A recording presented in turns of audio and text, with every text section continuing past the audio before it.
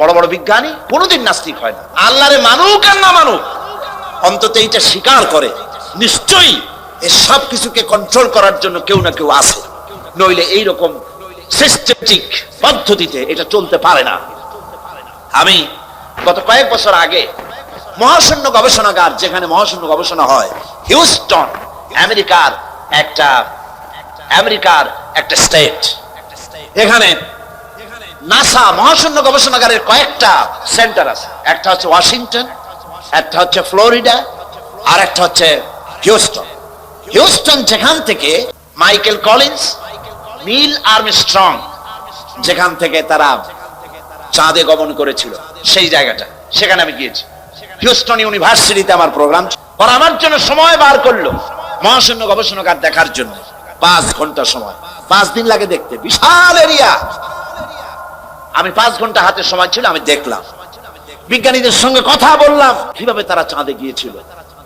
Neil Armstrong যে পোশাকটা পরে গিয়েছিলেন সেই পোশাকটা এখনো আছে। যে গাড়িতে চাঁদে নেমেছিলেন সে গাড়িটাও সেখানে আছে। সেখানে আপনার এই সামিয়ানাটার মতো এরকম একটা প্লেট লাগানো আছে, সেই প্লেটটা তামা।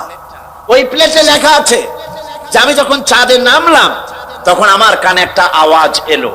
সে আওয়াজটা হচ্ছিল, আমি মিশরের রাজধানী কায়রোতে একটা সেমিনারে গিয়েছিলাম, দুপুরের সময় মসজিদের মাইক থেকে যে ধরনের আওয়াজ শুনেছি আমি, ঠিক চাঁদে পা রাখার সাথে সাথে ওই রকম একটা আওয়াজ আমার কানের মধ্যে প্রবেশ করেছে।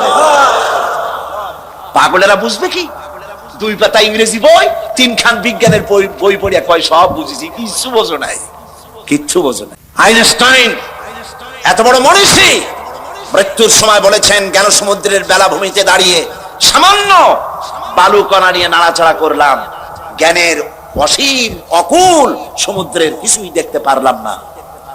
শেখ সাদী রহমতুল্লাহ আলাইহি বলেছেন, মৃত্যুর সময় মালুম শোধ কে হিচ মালুম না শোধ, সারা জীবন বসে সাধনা করে বুঝিলাম ইহা যে কিছুই বুঝিলাম।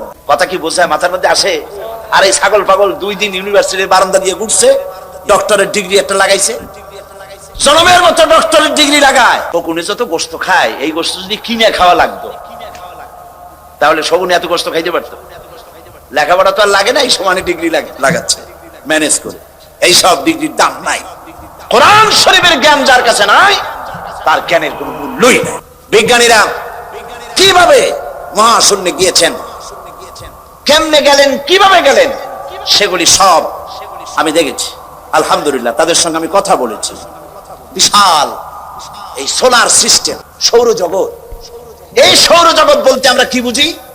সৌরজগৎ বলতে বুঝি সূর্য, চন্দ্র, পৃথিবী, নেপচুন, বৃহস্পতি, ইউরেনাস, মঙ্গল, এগুলিকে আমরা সোলার সিস্টেম, সৌরজগৎ বলি। কিন্তু এখানেই শেষ নয়। বিজ্ঞানীরা বলেছেন এই প্রত্যেকটি গ্রহের আবার আলাদা আরেকটা সোলার আছে, আরেকটা সোলার সিস্টেম রয়েছে, প্রত্যেকটির আলাদা আলাদা রয়েছে। এবং গত মাসে নাসার বিজ্ঞানীরা তারা নতুন আরেকটি তারকা আবিষ্কার করেছেন, যেই তারকা পৃথিবীর মাটি থেকে 7 কোটি আলোকবর্ষ দূরে। আলোকবর্ষ কারে বলে? আলোর গতি প্রতি সেকেন্ডে 1,86,000 মাইল। এই সেকেন্ডের মিনিট, সেই মিনিটের ঘন্টা, এবং তার সেই ঘন্টার দিন আর মাস, আর এইভাবে করে 1 বছরকে 1 আলোকবর্ষ বলা হয়। তো এর 100 বছর, এর কোটি বছর, এর 7 কোটি আলোকবর্ষ দূরে সেই তারকাটি আবিষ্কার হয়েছে। বিজ্ঞানীরা আরো বলেছেন যে এমন এমন আরো অনেক তারকা আছে যেই তারকার আলো সৃষ্টি হওয়ার পর পৃথিবীর মাটিতে আজও স্পর্শ করতে পারে নাই। তাহলে সেই তারকা কোথায়? সেই তারকা কোথায়? রয়েছে গ্যালাক্সি, রয়েছে মিল্কি ওয়ে। এক একটা গ্যালাক্সির ভেতরে রয়েছে হাজার হাজার বিলিয়ন তারকা। সমুদ্রের তীরে, কক্সবাজার গেছেন না কেউ? কক্সবাজারের সি বিচ, সমুদ্র সৈকত, এটা বাংলাদেশের অ্যাসেট। পৃথিবীতে আমি যত সমুদ্র আর মহাসমুদ্র দেখেছি, আমাদের দেশের কক্সবাজারের সমুদ্র সৈকতের মতো এত লংগেস্ট সি বিচ পৃথিবীতে আর নাই। এটা সবচেয়ে বড় সি বিচ। বিজ্ঞানীরা বলেছেন সমুদ্রের তীরের বালুকণা গোনা যেতে পারে সাহারা মরুভূমির ভিতরের যত বালু আছে সব গুণে শেষ করা যেতে পারে, কিন্তু আল্লাহ পাক মহাশূন্যের ভিতরে যত তারকা বানায়েছেন গুণে শেষ করা যাবে না। তাহলে এত তারকা যদি থাকে, আর কোন তারকা দাঁড়ায় নাই, সূর্য দাঁড়ানো নাই, চন্দ্র দাঁড়ানো নাই, ইউরেনাস দাঁড়ানো নাই, বৃহস্পতি দাঁড়ানো নাই, মঙ্গলও দাঁড়ানো নাই, সব কি করতেছে? সব ঘুরছে। কোথায় পেলাম? এইখানে। বিজ্ঞানের আসল বই কোনটা? কোরআন। চিল্লায় বলুন কোনটি? পিরোজপুরের যুবকেরা, পিরোজপুরের মুসলমানেরা কোরআন বুকের সাথে জড়িয়ে ধরো। বিজ্ঞানের মূল উৎসই কোরআন। কোরআনে কারিমে রব্বুল আলামিন বলেছেন, ওয়া কুল্লুন ফি ফালাকি ইয়াসবাহুন। মহাশূন্যের ভিতরে যা আছে সব ঘুরছে, কেউ দাঁড়ায় নাই, সব সন্তরণশীল, সব ঘুরছে। অথচ এই যে তারকাগুলি ঘোরে, সূর্য ঘোরে, তারকা আমি যতটুকু দেখি আসলে কি ওইটু বলে? সূর্যটাকে আমরা দেখি একটা ফুটবলের মতো। এই সূর্যটা কত বড়? বিরাট তো কয়ে ফেলে এই পৃথিবীর চাইতে 13 লক্ষ গুণ বড়। বিজ্ঞানীরা অনুমান করেছেন, ফিতে দিয়ে তো আর মাপতে টাপতে পারে নাই, ওর কাছে যাওয়ার আগেই তো পুড়িয়ে শেষ হয়ে যাবে, মাপবে কোন সময়? আন্দাজে একটা অনুমান করেছে পৃথিবীর চাইতে কত লক্ষ গুণ বড়? 13। পৃথিবীর চাইতে, খুব খেয়াল করেন, পৃথিবীর চাইতে 13 লক্ষ গুণ বড় একটা সূর্যকে যদি ফুটবলের মতো দেখায়, তাহলে তারকাগুলি কত বড়, যার কারণে অত ছোট্ট দেখা যায়। এই তারকাগুলি গ্যালাক্সির ভিতরে মিল্কি ওয়ের মধ্যে রয়েছে হাজার হাজার বিলিয়ন তারকা, সেগুলি কত বড়? বিজ্ঞানীরা বলেছেন যে সূর্য পৃথিবীর চাইতে 13 লক্ষ গুণ বড়, এইরকম 3 কোটি সূর্য খায়া পেটের মধ্যে রেখে দিতে পারে এইরকম হাজার হাজার তারকা আল্লাহ পাক মিল্কি ওয়ের মধ্যে গ্যালাক্সির ভিতরে তৈরি করে রেখেছে। তাহলে আমার আল্লাহ কত বড়! সুবহানাল্লাহ! যার সৃষ্টি এত সুন্দর, এত বিশাল, এই তারকাগুলি এখন মনে করা যাচ্ছে সূর্যের চাইতে তারকা বড় না। এই তারকা খাওয়ার আবার আর এক জন্তু আছে, তার নাম হলো ব্ল্যাক হোল। ব্ল্যাক হোল অন্ধ কুয়া। এই অন্ধকার কুয়া মহাশূন্যের ভিতরে একটা একটা নয়, হাজার হাজার, কত হাজার আছে বিজ্ঞানীরা গুণে কুল পায় নাই। সেই কুয়াগুলি, সেই অন্ধকার কুয়াগুলি হলো তারকাগুলি ঘুরতে ঘুরতে, কেউ তো দাঁড়ানো নাই, সবগুলি ঘুরতেছে।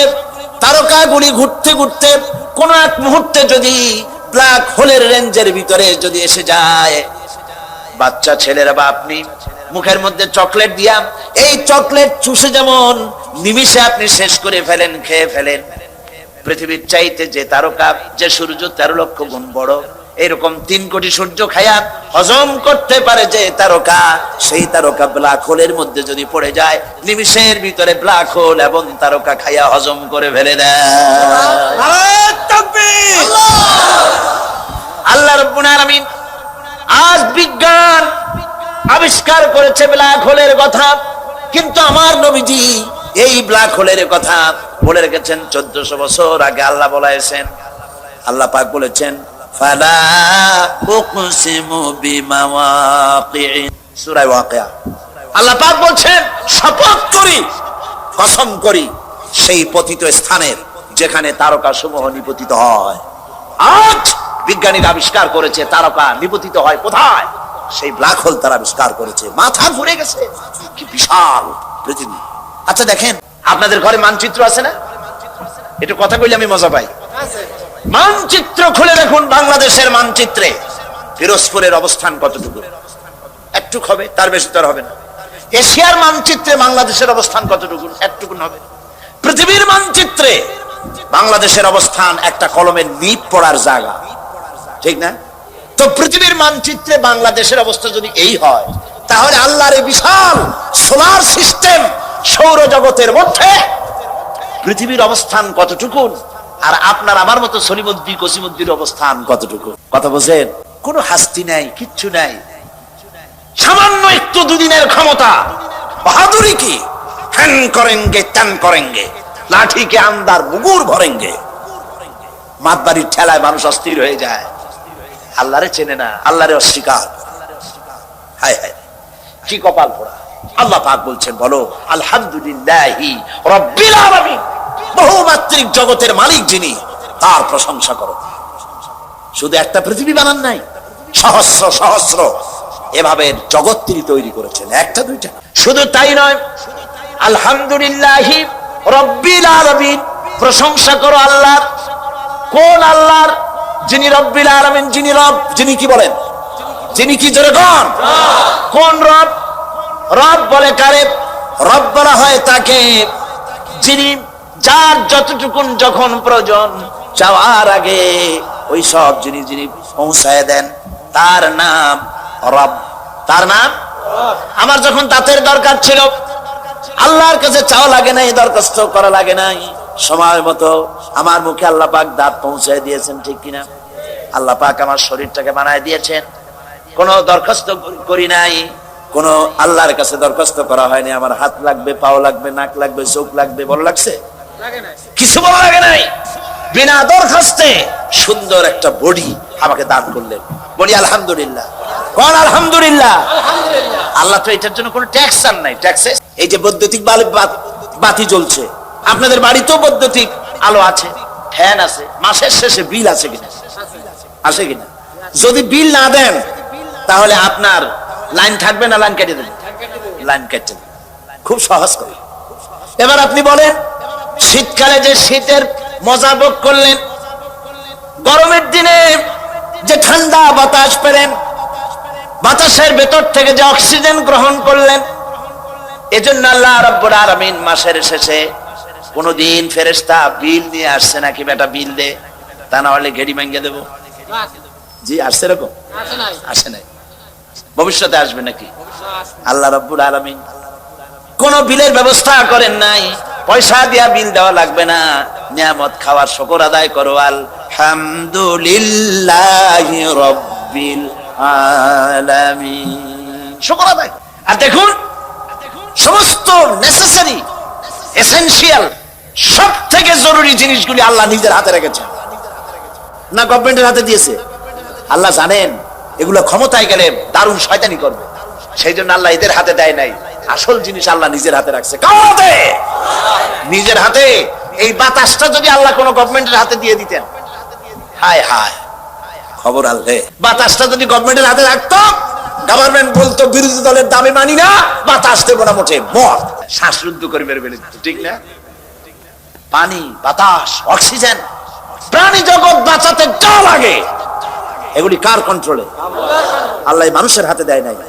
মোটে সুযোগ পায় না, তাই কয় ভাতে মারবো, পানি পারবো। আর যদি সুযোগ পায় তাকে মারিয়ে ফেলাবে। এই জন্য আল্লাহ আসল জিনিস নিজের হাতে রাখছে। সুবহানাল্লাহ। আল্লাহ পাক এই বাতাস, পানি, অক্সিজেন দিয়ে মানুষকে বাঁচাচ্ছেন। সুবহানাল্লাহ। কি সুন্দর করে বডিটা বানালেন, তাকান। আমার নবীজি বলেছেন, আমার নবী বলেছেন, কেউ যদি আল্লাহর সৃষ্টি নৈপুণ্যতার উপরে, সৃষ্টির কলা কুশলতার উপরে একটা ঘন্টা গবেষণা করে, চিন্তা করে, তাহলে আল্লাহ রাব্বুল আলামিন ওই বান্দার আমলনামায় 60 বছরের নফল ইবাদতের সওয়াব লিখে দিবে। চিন্তা করো, মাথাটা দিছি, চিন্তা করো। আমরাও চিন্তা করি, মানুষকে ঠকান যায় কি করিয়া, ইহা চিন্তা করা হয়। ওজনে কেমনে কম দেওয়া যাবে, খাদ্যে কেমনে ভেজাল দেওয়া যাবে, চাউলের মধ্যে আর কত তুষ মিশানো যাবে, এই হলো চিন্তা। খুদকুরা মিশানো যাবে, এমন পাথর মিশায়, দন্ত চিকিৎসক পাশে লয়ে ভাত খাওয়া লাগে, দাঁত কোনটা ভাঙবে তার তো এইগুলো নিয়ে চিন্তা করে মানুষ, ঠিক কিনা কর? আল্লাহ কয় চিন্তা করো, গবেষণা করো, কেমনে বানাইছে, তোমার নিজের শরীরটা দেখো। আচ্ছা দেখেন, লক্ষ্য করুন, বৃহস্পতিবাসী এই যে একটা বডি, শরীর, এটা কি শরীর, এই শরীরটার দিকে লক্ষ্য করি তো, আল্লাহ শকরে মাথা নিচে হয়ে আসবে, এক্ষুনি সেজদা দিতে ইচ্ছে করবে। আপনার এই বডিটাকে উষ্ণ রাখার জন্য, বডিটা যদি হিম শীতল হয়ে যায় কি হবে না আপনি কোন? একেবারে খুব তাড়াতাড়ি মরে যাবেন, মোটেও সময় লাগবে না। তাহলে শরীরটা কি থাকতে হবে বলেন? গরম থাকতে হবে, উষ্ণ থাকতে হবে। শরীরটা গরম থাকে কিসে? রক্তের কারণে। কিসের কারণে? রক্তের কারণে। এই রক্ত হয় কি? রক্ত তৈরি হয় কার্বোহাইড্রেট দিয়ে। কার্বোহাইড্রেট কাকে বলে? কার্বোহাইড্রেট হচ্ছে 4 প্রকার: ডাল, ডাল জাতীয় খাদ্য; চিনি, চিনি জাতীয় খাদ্য; চাউল, চাউল জাতীয় খাদ্য; আটা, আটা জাতীয় খাদ্য। এই 4 প্রকার খাদ্যকে বলা হয় কার্বোহাইড্রেট। এগুলি যখন আপনি খান, মাছ, গোশত, পনির, দুধ, ঘি, তেল, ফ্যাট, এগুলি যখন খান, তখন স্টমাকের ভিতরে, পেটের ভিতরে আছে স্টমাক, এখানে পাকস্থলী, সেই পাকস্থলীর ভিতরে রয়েছে প্যানক্রিয়াস। প্যানক্রিয়াস প্রতি মুহূর্তে ইনসুলিন তৈরি করে। ইনসুলিন তৈরি করে আপনার খাদ্য হজম করার জন্য সহযোগিতা করে। হজম হলে পরে ওই খাদ্য দিয়ে, প্রাণ শক্তি দিয়ে আপনার ব্লাড তৈরি হয়। ব্লাড যখন তৈরি হলো, এই ব্লাড যদি এক জায়গায় জমা থাকে, তাহলে তো আপনি মরবেন আরো তাড়াতাড়ি। এখন শরীর সবটা গরম বানাইতে হবে না খালি মাথা গরম বানাইতে হবে? কোনটা কথা? খালি যদি মাথা গরম হয় তাহলে তো আপনি মানুষ খালি পিটাইবেন, যারে পাবেন তারে পিটাবেন। এই জন্য মাথা গরম বানানো যাবে না। পা থেকে শুরু করে মাথা পর্যন্ত একটা ভারসাম্য রক্ষা করে এই তাপমাত্রাকে সমানভাবে দিতে হবে। সেজন্য কি করতে হবে? সেজন্য আল্লাহ পাক পায়ের নখ থেকে শুরু করে মাথার চুল পর্যন্ত অসংখ্য নার্ভ সিস্টেম চালু করেছেন। রগ রেশা, কোন সুবহানাল্লাহ। রগ, এই রগ কতগুলি? রগ কইনি তো বোঝেন না, কি বোঝেন? শিরা, উপশিরা, রগ, শিরা সব আমরা বুঝি, ঠিক না? এই রগ এবং শিরা কতগুলি মানুষের শরীরে? চিকিৎসা বিজ্ঞানীরা বলেছেন মানুষের শরীরের ভিতরে যত রগ আছে, সমস্ত রগ একটা একটা করে যদি জোড়া দেওয়া যায়, তাহলে পৃথিবীটাকে 3 বার ঘুরে আসা যাবে। শুনতে কেমন কেমন লাগে, যেটা কিভাবে সম্ভব? কিভাবে সম্ভব? এইভাবেই সম্ভব যেভাবে আল্লাহ করে। চিকিৎসা বিজ্ঞানীরা আরো বলেছেন মানুষের শরীরের ভিতরে যত রগ আছে, সমস্ত রগগুলি ছিঁড়ে ছিঁড়ে একটার পাশে যদি আরেকটা এভাবে সাজানো যায়, তাহলে 3 একর জমি লাগবে তা সাজায়া রাখতে। 3 একর জমিন লাগবে একটা মানুষের রগ রেশা দিয়ে। এখন রক্তগুলি যেখানে যাবে না, সে জায়গাটা কি হয়ে যাবে? সাহায্য করেন আমাকে, কি হবে? না শুধু ঠান্ডা হবে কেন, প্যারালাইজড হয়ে যাবে, রক্ত চলাচল করবে না, পক্ষাঘাত হয়ে যাবে। এখন এই রক্ত মাথা থেকে শুরু করে পা পর্যন্ত পৌঁছে দেওয়ার জন্য মানুষের শরীরের মধ্যে আল্লাহ একটা জেনারেটর তৈরি করে দিয়ে। আপনারা কিন্তু সুবহানাল্লাহ কইতে পারেন না, বিনা পয়সায় পাইছেন তো, সেই জন্য সুবহানাল্লাহ আসে না। একটা জেনারেটর দিয়েছেন, সেই জেনারেটরের নাম কি? হার্ট। সেটার নাম হৃৎপিণ্ড। হৃৎপিণ্ডের কাজ কি? হৃৎপিণ্ডের কাজ হচ্ছে সিস্টোলিক এন্ড ডায়াস্টোলিক, সংকোচন সম্প্রসারণ এরকম করা। চিকিৎসা বিজ্ঞানীরা বলেছেন মানুষের শরীরের সব বুঝি, কিন্তু হার্টটা এরকম এরকম করে কেন? আজ পর্যন্ত চিকিৎসা বিজ্ঞানীরা আবিষ্কার করতে পারে না। এটা কেন করে? ওটা আল্লাহর হুকুম। এটা কি? আল্লাহর হুকুম। এরকম করছে, পাঞ্চিং করছে, আর রক্তগুলি প্রতি মুহূর্তে রগের মধ্য দিয়ে পা থেকে শুরু করে মাথা পর্যন্ত সাপ্লাই করে শরীরকে মৃত্যুর হাত থেকে রক্ষা করছে। শরীরকে এনার্জেটিক, শরীরকে সচল করে দিচ্ছে। এখন মানুষেরা খায় খুব বেশি, মানুষ কিন্তু না খাইয়ে মরে না, খাইয়েই মরে। পাঙ্গাসের পেটি, খাসির চর্বি, বড় বড় রসগোল্লা, এগুলা জম্মের খাওয়া খায়। খাইয়া মুখে তেল মাখে, আর কয় যে কেমন খাওয়াটা হলো, কয় যে জুত না, এত নাকি জুত হয় না। এমন খাওয়া খায় গলায় আঙ্গুল দিলে পাওয়া যায়, পেটের উপরে উকুন মারা যায়। এইরকমের টাইট খাইয়া যারা খায়, তাদের হার্টের যে আর্টারি আছে, যে মোটা মোটা রগের ভিতর থেকে রক্তগুলি সাপ্লাই হয়, সেই রগের ভেতরে চর্বি জমে যায়। রগের ভিতরে যখন চর্বি জমে যায়, তখন ব্লাড পাস হয় না বলে হার্ট অ্যাটাক করে। আর হার্ট অ্যাটাক যখনই করলো, তখন তাকে যদি বেঁচে যায়, তাহলে তাকে বাইপাস অপারেশন করতে হবে, রগ লাগবে। বাইপাস অপারেশন হচ্ছে বুক ফেড়ে হার্ট বের করে ওইখানে রগ পাল্টাই আর একটা রগ লাগাইতে হবে। এখন রগ পাবেন কোথায়? এবার দেখেন আল্লাহরে সেজদা না দিয়ে কেমনে পারবেন? আল্লাহ রাব্বুল আলামিন আপনার হার্টে এ ধরনের রোগ হতে পারে, অপারেশন করা লাগতে পারে, রগ লাগতে পারে, সেই জন্য রব্বুল আলামিন স্পায়ার পার্টস হিসেবে উরুর ভিতরে ঠ্যাঙের মধ্যে আলাদা 4-5টা রগ বানায় দিয়েছে, যে রগগুলি বাইপাস অপারেশনের সময় ডাক্তাররা রাম থেকে সেই রগ বের করে কলিজার সাথে লাগাইয়া দেয়। বাইপাস, বাইপাস বোঝেন? সোজা কথা, পিরোজপুরে বাইপাস রোড আছে, একটা বাইপাস রোড আছে না? এটা বিকল্প জিনিস। কলজা দিয়ে আসল রক্ত যেখান থেকে বাইর হইতো, সেই আসল রক্তটা নাই, একটা বাইপাস রোড বাইর করে দেয় ডাক্তাররা। সেই রোড বানাবে কি দিয়া? কাবিখার গম দিয়ে বানানো যাবে না। ওইটার জন্য উরুতে আলাদা আলাদা করে রগ আল্লাহ সৃষ্টি করে দিয়েছেন। সুবহানাল্লাহ কইতে পারলাম না। আর কিডনি লাগবে একটা। কিডনি লাগে কয়টা? মাত্র একটি। কিন্তু আল্লাহ পাক দুটি কিডনি দিয়েছেন। একটা যদি নষ্ট হয়, তুমি শুধু মরে না যাও, আর একটা থাকুক। সুবহানাল্লাহ। কিডনি হচ্ছে আপনার জীবন। বারবার পেশাব হবে, এই জন্য পানি কম খাবেন না, পানি বেশি পরিমাণে পান করবেন। যত পানি পান করবেন তত কিডনি আপনার সচল থাকবে। আলহামদুলিল্লাহ, কি নিয়ামত আল্লাহ দিয়েছেন এই শরীরে। তারপরে দেখুন বডি। এবার তাকান আপনার চোখের দিকে, কি সুন্দর দুটি চোখ। এই চোখ দুটি আছে বলেই তো পৃথিবী দেখি। সুবহানাল্লাহ। পৃথিবী দেখতে পাই, মা দেখতে পাই, বউ দেখতে পাই, কোরআন দেখতে পাই, কাবা শরীফ দেখতে পাই। আমরা আল্লাহর কাছে দোয়া করি, রব্বুল আলামিন আমাদের যতদিন বাঁচায় রেখেছো মৃত্যু পর্যন্ত আমাদের চোখে যে নূর দিয়েছো, দেখার তৌফিক দিয়েছো, মরার আগে চোখের নূর ছিনাইয়া নিও না। বলি আমিন।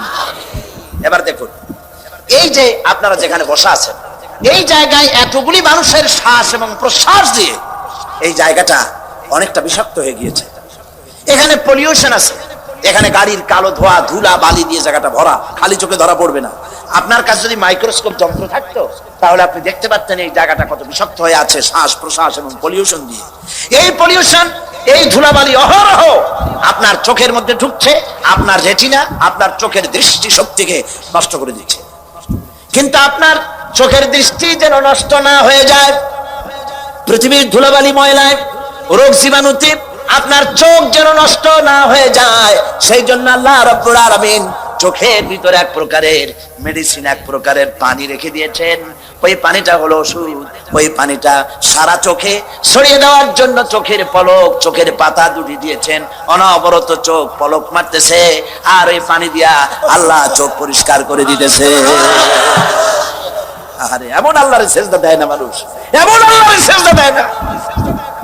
এই চোখের পলক আমরা তো ইচ্ছা করে মারি না। এই চোখের পলক এমনি হয়, অটোমেটিক হয় নাকি? অটোমেটিক হয় কিনা? আপনি ইচ্ছে করে করেন না, অটোমেটিক হয়। চোখ দিয়া সব সময় নেগেটিভ দেখি, পজিটিভ বানায়া দেখায় কে? আল্লাহ পাক দেখান। সুবহানাল্লাহ। এরপরে দেখুন ব্রেন। ব্রেন কোথায় আছে? মাথা। ব্রেন, মগজ। এই মগজটা থাকে কোথায়? মাথার মধ্যে থাকে। মাথার ঘিলু, সোজা কথা ঘিলু। এই ঘিলুটা চতুর্দিকে হাড়, চতুর্দিকে কি বলে? হাড়। হাড়ের মধ্যে থাকে ঘিলু। ঘিলু কি শক্ত না নরম? নরম। এই নরম ঘিলুটা, নরম ব্রেনটা রাখার জন্য আল্লাহ সেখানে কিছু ওষুধ রেখেছেন। সামান্য একটু পানির মতো আছে, সেইখানে ব্রেনটা আছে, যাতে করে হাড্ডির সাথে ধাক্কা লেগে আপনি যেন পাগল না হয়ে যান। এই ব্রেনের ভিতরে রয়েছে অসংখ্য সেল। সেল কি? সেল হচ্ছে CELL, সেল। অসংখ্য সেল আছে ব্রেনের ভেতরে। এই অসংখ্য সেলের ফাংশন কি? এর ফাংশন হলো, একটার ফাংশন হলো আনন্দ, তৃপ্তি, মেধা, চিন্তা, প্রজ্ঞা, সুখ, শোক, অনুভূতি। অসংখ্য কাজ আপনার ব্রেনের মধ্যে রয়েছে। অসংখ্য সাইডে এইগুলি রয়েছে। এর মধ্যে রয়েছে মেমোরি, এর মধ্যে রয়েছে স্মৃতি। আপনার যে কম্পিউটার আছে, কম্পিউটার দেখছেন না আপনারা? দেখেন, যাদের পয়সা কড়ি আছে কম্পিউটার কিনবেন এবং কম্পিউটার শিখবেন। গেলবার লন্ডন থেকে আসার সময় আমাকে একজনে একটা কম্পিউটার হাদিয়া দিল আমাকে। এটা হলো পৃথিবীর লেটেস্ট কম্পিউটার। এই কম্পিউটারের ভেতরে বটন টিপ দিলে পরে, মানুষের মাথায় আল্লাহ কি বুদ্ধিটা দিচ্ছেন চিন্তা করেন। বটন টিপ দিলে পরে সঙ্গে সঙ্গে সিস্টেম অনুযায়ী হাদিস, অন্তত 14,000 হাদিস সেখানে সাজানো আছে। আমি যদি চাই উজুর ব্যাপারে রাসূলুল্লাহ কি কি বলেছেন, আমি বাটন টিপবো, তখনই বুখারীতে কয়টা আছে, মুসলিমে কয়টা আছে, আবু দাউদে কয়টা আছে, নাসাইতে কয়টা আছে, বাইহাকিতে কয়টা আছে, শামাইলে তিরমিজিতে কয়টা আছে, 14,000 হাদিস সেট করা আছে প্রত্যেকটি বিষয়ের উপরে কম্পিউটারের মধ্যে সাজায় দিয়েছে। এটা যে সাজানো হলো, কম্পিউটার আমি কিছু বুঝি, আমার নিজের আছে, কিছু কম্পিউটারে কাজ করি। কম্পিউটারের ভিতরে একটা মেমোরি সেল আছে, সেটাকে ইংরেজিতে বলা হয় মাইক্রোচিপস। ছোট্ট 3 আঙ্গুল দিয়ে ধরা যায়। এই ছোট্ট 3 আঙ্গুল দিয়ে ধরা যায় মাইক্রোচিপস। এর ভিতরে 14,000 হাদিস আছে। এর মধ্যে অসংখ্য ডাটা আছে, অসংখ্য সেল আছে। পৃথিবীতে ডাটা যা আছে এর মধ্যে সব ঢুকানো যায়। বিজ্ঞানীরা বলেছেন কম্পিউটারের ডাটায় জানাই মানুষের ব্রেনে আল্লাহ এত মেমোরি দিয়েছেন, সেই মেমোরির ভিতরে পৃথিবীর সমস্ত তথ্য, ইনফরমেশন সবগুলি যদি ঢুকানো যায়, তারপরেও 100 ভাগের 1 ভাগ জায়গাও পূরণ হবে না। এ হচ্ছে সেই ব্রেন। এর কাজটা কি? রাস্তা দিয়ে আপনি হেঁটে যাচ্ছেন, ব্রেন আপনাকে কিভাবে বুদ্ধি দেবে দেখেন। রাস্তা দিয়ে হেঁটে যাচ্ছেন, অন্ধকার রাত, সামনে একটা সাপ পড়ে গেল। আপনারা বাড়ি যাওয়ার সময় যেন সাপ না পড়ে দোয়া করি, বলেন আমি। আবার চিন্তা করবেন সাপ পড়ছে, কাইলেন না যায়। রাস্তায় হেঁটে যাচ্ছেন, সামনে পড়ছে কি? সাপ। দেখছেন কি দিয়ে? চোখ দিয়ে। চোখ দিয়ে সাপ দেখার সঙ্গে সঙ্গে চোখ এটাকে ট্রান্সমিট করেছে বুদ্ধির কাছে। বুদ্ধি কোথায়? ব্রেনে। ওখানে চলে গিয়েছে। ব্রেন সঙ্গে সঙ্গে বলল, হাতে লাঠি থাকলে পিটান মার, আর যদি লাঠি না থাকে অ্যাবাউট টার্ন ডাবল মার্চ, পিছে দৌড় মার। এই যে আপনি সাপ দেখলেন, সঙ্গে সঙ্গে দৌড় মারলেন, এই ডিসিশন নিতে সময় লাগছে কয় মিনিট? 1 সেকেন্ড। চোখ দিয়ে দেখলেন, ব্রেনকে ট্রান্সমিট করলেন, ব্রেন পাকে বলে দিল দৌড় মার, আর সঙ্গে সঙ্গে দৌড় মারলেন। সুবহানাল্লাহ। ব্রেনটাকে আল্লাহ ওখানে রেখে দিয়েছেন। আলহামদুলিল্লাহি রাব্বিল আলামিন। প্রশংসা করো সেই আল্লাহ যিনি তোমাকে সৃষ্টি করেছেন। সেই আল্লাহর সিজদা দিবা না? এত সুন্দর করে যিনি বানালেন, তুমি কি পারবা একটা জিহ্বার শুকরিয়া আদায় করতে? আর গো আল্লাহ নাই? নাউজুবিল্লাহ। কোরআন পড়ো না, যত হাবিজাবি গান শুনিয়ে বেড়াও, তোমার জিহ্বা দিয়ে আল্লাহর জিকির করো, আল্লাহর শুকর করো। এই জিহ্বাটা কত বড় নিয়ামত। একটি মাত্র টেস্ট মেশিন, নাম কি? জিহ্বা। বলেন নাম কি? এই জিহ্বা কত রকমের টেস্ট পাইলেন।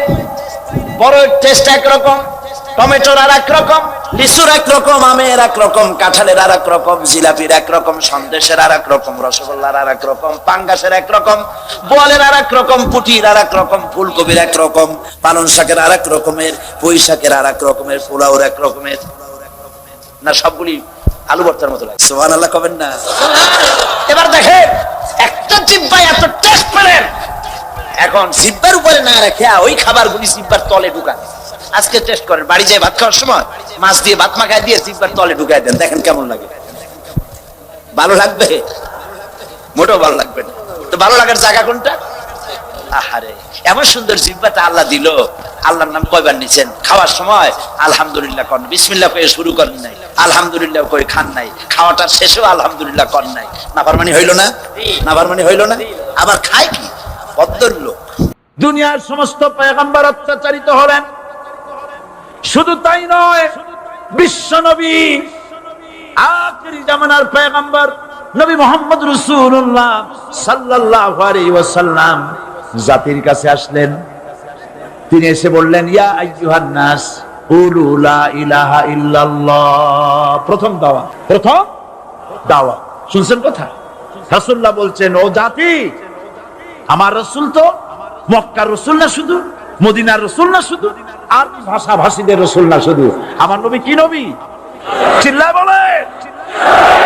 তাই তিনি বলেছেন, ও বিশ্বের মানবতা, বিশ্বের মানব গোষ্ঠী, যদি মুক্তি পেতে চাও, নাজাত পেতে চাও, উচ্চারণ করো, বিশ্বাস করো, আমল করো, বলো লা ইলাহা ইল্লাল্লাহ। জোরে পড়েন, লা ইলাহা ইল্লাল্লাহ, লা ইলাহা ইল্লাল্লাহ মুহাম্মাদুর রাসূলুল্লাহ। আবু জাহেল বুঝছিল কলেমার অর্থ? কথা বলেন না কেন? আবু জাহেল বুঝছিল? উতবা, সাইবা, মুগিরার গোষ্ঠীরা বুঝছিল? বুঝেছে। তারপরে তারা চিন্তা করলো যে সর্বনাশ তো করছে, লা ইলাহা, কোন ইলাহ নাই, আইনদাতা নাই, বিধানদাতা নাই, তাহলে আমরা কি ঘরে বসে বসে কি করব? উনি নতুন একজন ইলাহ নিয়ে আসছে, আল্লাহ ছাড়া কোন ইলাহ নাই, তাহলে আমাদের কাছে। প্রথমে তারা চেষ্টা করলো যে একটু দেখি নরম নরম ভাবে হয় নাকি। চলে গেল আবু তালেবের কাছে, আসে না হাদিসে বলল, আবু তালেব, তুমি তো কুরাইশদের নেতা, তোমার ভাইয়ের ছেলে কয়টাই? কি আশ্চর্যজনক কথা! লা ইলাহা ইল্লাল্লাহ, আল্লাহ ছাড়া কোনো ইলাহ নাই, তা আমরা কোন? তোমার ভাতিজাকে বুঝাও লা ইলাহা ইল্লাল্লাহর দাওয়াত বন্ধ করে দিক, এর বিনিময়ে টাকা লাগে টাকা দেব, সোনা লাগে সোনা দেব, যত সুন্দরী মেয়ে চায় তাও দেব, নেতৃত্ব চায় তাও দেব, তবু যেন কালেমার দাওয়াত না দেয়। আসিনে কা হাদিসে আছে কিনা? নবীজি যখন বাড়ি ফিরলেন, চাচা আবু তালেব নিজের পরিজাত টুকরা সন্তান হযরত জাফর আলীর চাইতে তিনি ভালোবাসতেন কলিজার মতো করে মুহাম্মদ সাল্লাল্লাহু আলাইহি ওয়াসাল্লামকে। বলছে, বাবা, এমন কথা কেন বলো যাতে লোকেরা খেপে যায়? এই কথাগুলি বলো না, ওরা আমার কাছে এই সব প্রস্তাব দিয়ে গিয়েছে। রাসূলুল্লাহ প্রস্তাব শুনে এগ্রি করলেন। জি, আমার নবী বলেন, ও আমার চাচা আবু তালেব, প্রস্তাবকারীদেরকে শুনিয়ে দিন। হুজুরের সাথে তখন অনেক লোকজন, নাকি অনেক অস্ত্রপাতি, কিচ্ছু নাই, আল্লাহর শক্তি ছাড়া কিছুই না। আমার নবী বলেন, ও আমার চাচা আবু তালেব, প্রস্তাবকারীদেরকে শুনিয়ে দেন। যেটা দেওয়া সম্ভব সেটা তো দূরের কথা, যেটা দেওয়া সম্ভব নয় তাও যদি তারা দিতে পারে আমারে, যেমন আকাশের সূর্যটা ধরে এনে ওরা যদি আমার ডান হাতে তুলে দেয়, আকাশের পূর্ণিমার চাঁদটা ধরে যদি বাম হাতে আমার তুলে দেয়, এর বিনিময়ে এক মুহূর্তের জন্য তাওহীদের দাওয়াত আমি বন্ধ করে দেব না। সুবহানাল্লাহ।